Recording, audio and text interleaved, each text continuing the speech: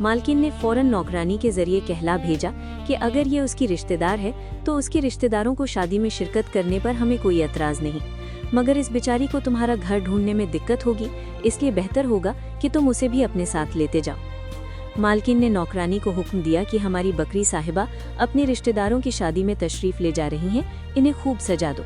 सर्दी बहुत ज़्यादा है, मेरा वो रुईदार कोट भी उन्हें पहना दो। इसी तरह उसके बच्चों को भी अच्छी तरह से सजा दो। आखिर उसके रिश्तेदार की शादी कोई रोज़ थोड़े ही होती है, ज़रा ठाठ से सवार होकर जाएगी। चुनाचे मालकिन और उसकी नौकरानी ने बकरी और उसकी मेमनों को खूब सजाया। बकरी और उसके बच्चों को बड़ी शान से गाड़ी में बिठाया। भाई कोचवान तो घर पर नहीं है, हिम्मत करके आप खुद ही कोचवानी करो, लेकिन गाड़ी ज़रा धीरे से चलाना, ऐसा ना हो कि हमारी बकरी साहिबा या उसके बच्चों में से किसी को चोट लग जाए। बदलू ने जवाब दिया, आप बेफिक्र रहिए मालकिन साहिबा। उसने घोड़ों की लगाम थामी और अपनी राह ली। गाड़ी में सजी हुई बकरी यूं विदा हो रही थी जैसे कोई दुल्हन अपने मैके से विदा होती है।